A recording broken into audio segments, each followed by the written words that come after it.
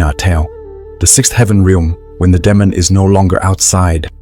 Chapter 1. The Shattered Mirror Within the Dream. Monks, it is not the darkness outside that is dangerous, but the shadow within that remains unseen. Even if one chants 10,000 sutras without knowing their own mind, it is like a monkey reading a book. Anguttara Nikaya, Book Up the Mind. Opening scene. The Bonchin Te Hat Night of Silent Retreat. A thatched hut in the forest of Sri Lanka. Antue, a Zama practitioner ve Kephat or had studied the full canon from the Gamas to Tantras, chose to enter a season of absolute silence. No chanting, no speaking, no teaching, only meditative breathing, one moment at a time. Thoughts began to thin, and with them, dreams began to arise. The first dream, he dreamt of teaching before a vast audience. Monk, lay disciples, celestial beings. Mandala blossoms rained softly from the heavens. He spoke without words, yet tears streamed down the faces of all present as though hearing the Buddha himself. Upon waking, his chest stirred with a strange thought. Have I awakened to Buddha wisdom? At that instant, a firecrack appeared within his mind. The first shattered mirror. That night in deep meditation, a Zant mirror appeared before his mind's eye. It shone brightly, but there was no reflection, only a voice. If there is no self to see, then Ve Kephat O is seeing now. The mirror shattered silently into 1,000 fragments, each shard a verse he once memorized, scattering like ashes. The laugh beyond sound. From far above, a soft, slow laughter echoed. I don't need to attack you. I only need you to believe you've awakened. Antue opened his eyes. Sweat beaded like morning mist. His breath shortened. Not pain but a deeper hollow inside. Reflected Jama.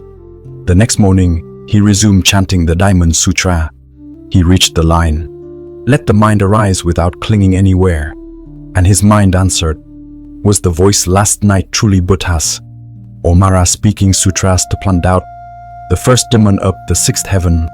It was not a demon of form, not desire, not anger, but a demon of seeming virtue. A Mara with the face of a saint, with the voice of compassion, but no warmth in the eyes. This was the Mara of subtle pride, where the very belief of enlightenment becomes the billet that severs the way. Closing the chapter, in his journal, Antue wrote, Last night, I doubted my own path for the first time, and somehow in that doubt, I felt lighter. Nothing is certain now. Perhaps I have just entered the sixth heaven. Chapter Te Kep O, the threshold to the sixth heaven. If the mind is not yet self-illuminated, even seeing the Buddha is still seeing a demon. If the Jama is not free from attachment, then even correct recitation becomes a chain. From the Lakavatra Sutra, the hut and the broken chair. The next noon, a strange wind tilted the thatched roof. The bamboo chair where Antue usually meditated had toppled over, one leg snapped clean into 3 pieces. He looked at the break and wondered, if everything can shatter, can awakened mind also break? As soon as the thought arose, a voice came from outside the hut. The man in white, a middle-aged man, appeared. His face was glowing, his beard and hair neatly trimmed, clothed in soft white robes simple like a layman, serene like an arhat. He said, I passed through the forest and sensed the scent of incense lie that up the heavens. Knowing a true practitioner dwells here, I bow in reverence. Antue nodded and invited him in. They sat facing each other. The man's eyes were clear like polished glass. He continued, I have passed through the fifth heaven of Mira. Now I walk again in the sixth. But there's one secret. To pass this realm, you must abandon all light, even the light of wisdom, the doorway of Dok. Antue asked, abandon light. Did not the Buddha teach that the light of inside is the guiding torch? The man in white replied, true. But if you still see yourself holding the torch, there is still someone holding. Where there is someone, there is self. And where there is self, the light is still shadow. Antue fell silent. The vanished breath. That night in meditation, something shifted. He could no longer breath, not block, not in pain, just. There was no one there to breathe. He could not tell if he was the sitter or the sat upon. The experience dissolved like a dream slipping from the pillow. His mind turned transparent yet frighteningly hollow. A thought arose. If everything dissolves, then what is it that knows this dissolution? That one thought drew him back to breath. Not powerful, just a weak, infant-like inhale. A soft warmth stirred below the navel. The man in white returned. The next morning, the man returned. Antue asked, "In meditation, I found no one breathing, but awareness remained. So what is that awareness?" The man remained quiet. Then, smiling faintly, he said, "If you ask Vikephat O, then there is still a you. And when you remain, even awareness is not pure. You are now entering the realm with no demons, where even knowing is questioned. The mind begins to reflect itself." That night, in silent sitting, Antue saw no Buddha, no light, no scriptures. Every time the mind stilled, a version of himself would appear. One giving a Charma talk, one saving others in compassion, one meditating in stillness, one being praised for awakening. Each arose, like slow motion fume, and then all dissolved into smoke. As sutra echoes within, he remembered a verse from the Uragamastra. Thought is delusion. No thought is also delusion. Only when delusion fully ends does true mind appear. But if one longs to end delusion, that too is delusion. End of chapter. Antue wrote in his journal, "I no longer know whether I am ascending or descending. I don't know if that man is a master or a mirror. But I so know, the less certainty I hold, the lighter the mind becomes. Perhaps this is the threshold to the sixth heaven." Chapter 3. The one in white, eyes lie a bottomless well. If one sees the mind as luminous and gives rise to pride, then that light is the deepest darkness. One Vikephat O wears white is not necessarily one Vikephat O holds the precepts, for precepts do not dwell in cloth, but in the moment the mind arises. Commentary on the Nirvyastra, Maina Kanong Vol. 45. The shadow within the eyes. Zainamba up the retreat. Antue had grown accustomed to the state of Jama absence, no sutras, no forms, no chanting, just stillness, lie a tree rooted in silence. Yet within that stillness he began to feel. Watch, not from outside, but with every thought that arose another pair of eyes seemed to be watching him. The white-clad visitor returns, third encounter. The man came unannounced, still dressed in ivory robes, still holding a mala of white bone, the kind that made Antue quietly suspect that is not animal bone. He asked, "Have you seen the mind yet?" Antue shook his head. The man smiled. "Good, if you said yes, I would have left. Those Vikephat O say they've seen the mind usually see nothing but ego cleverly disguised. Eyes lie a bottomless pit."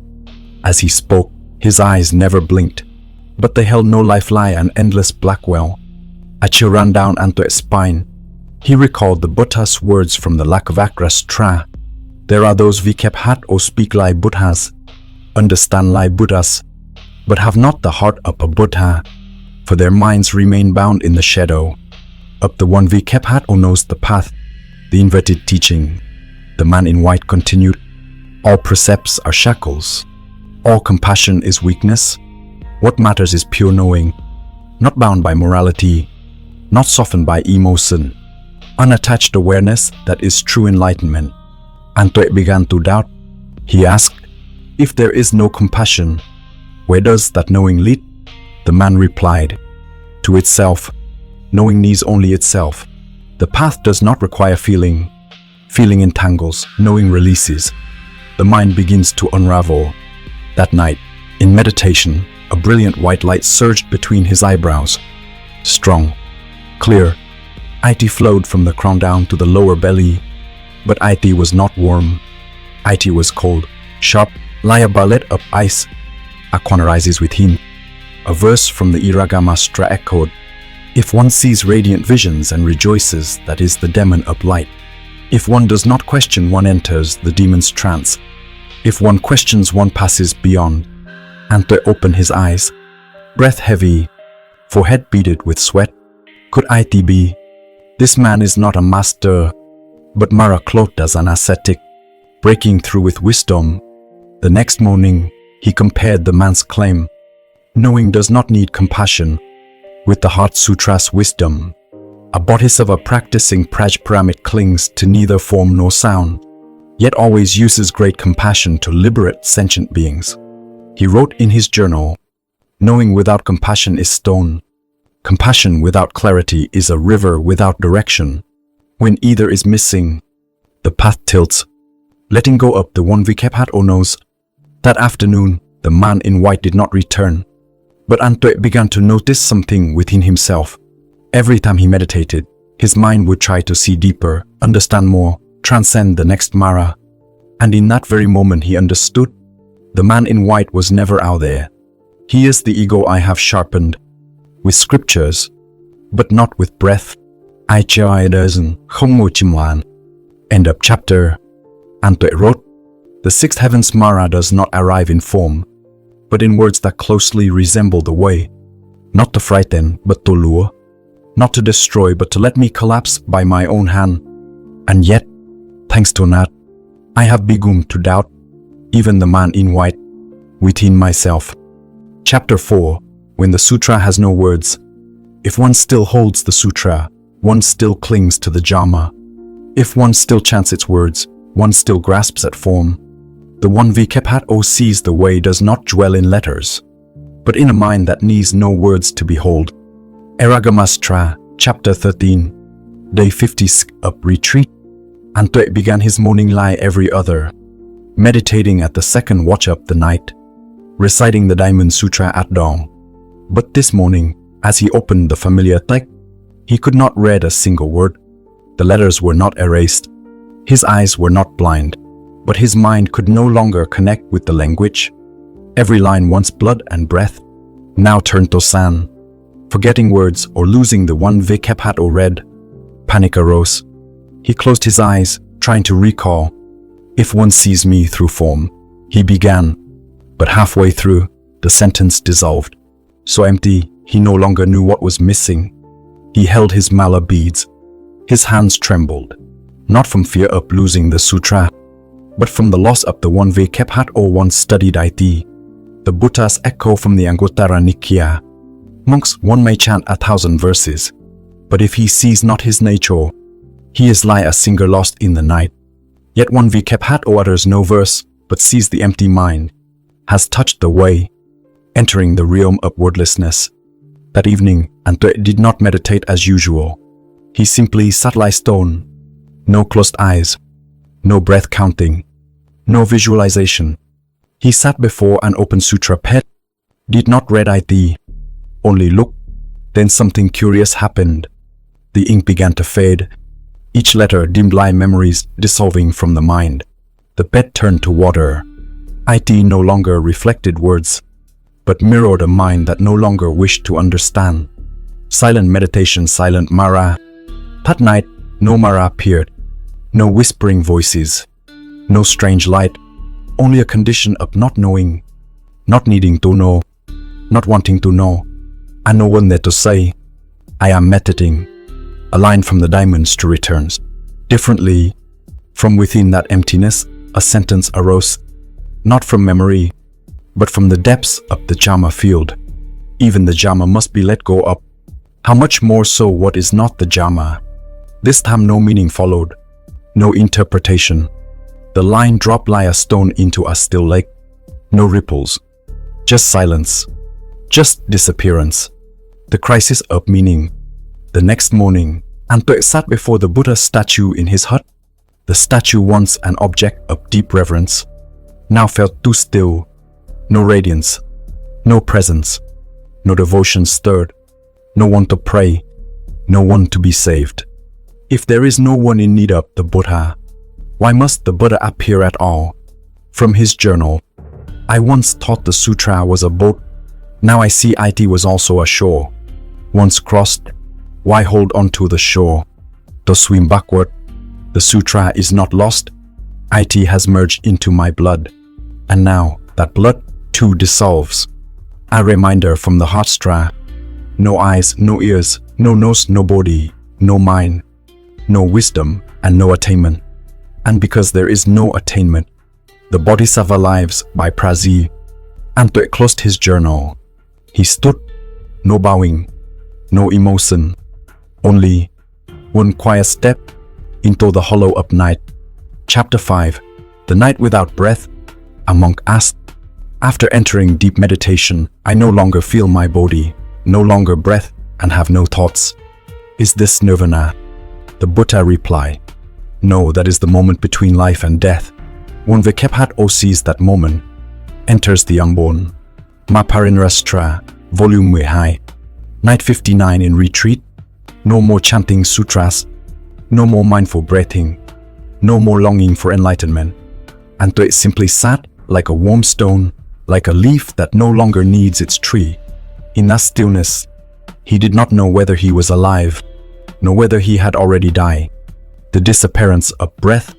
At first, a thin mist of exhale, then the air put inward, then no sensation of breathing at all, not due to illness, not a trance, but because there was no one left to breathe, no center, no subject, only an empty space so utterly void that even voidness vanished.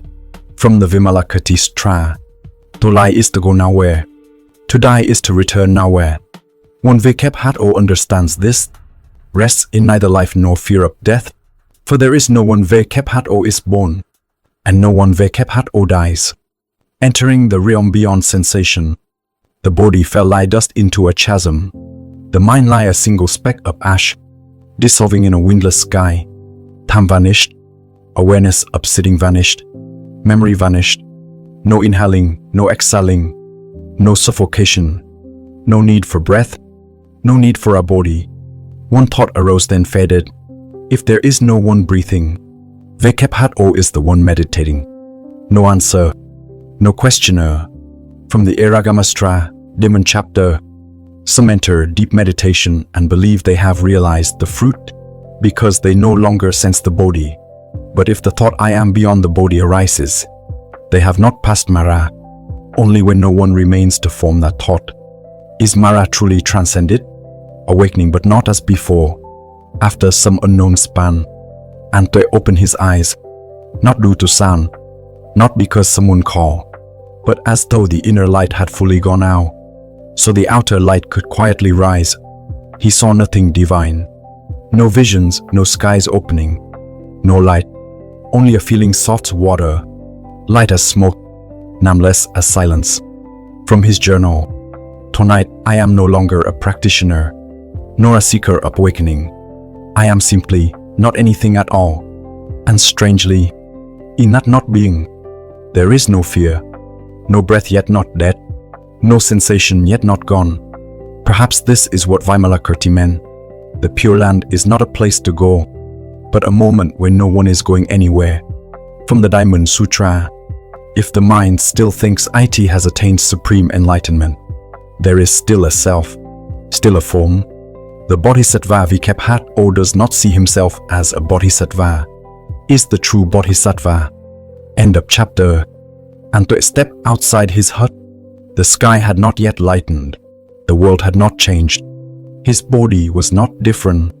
But within him, no one remained to possess anything. He did not name what had occurred, for to name it was to be wrong. He only knew, from now on, I do not breathe in order to lie. I lie, as though breath was never needed. Chapter 8. A light that needs no flame.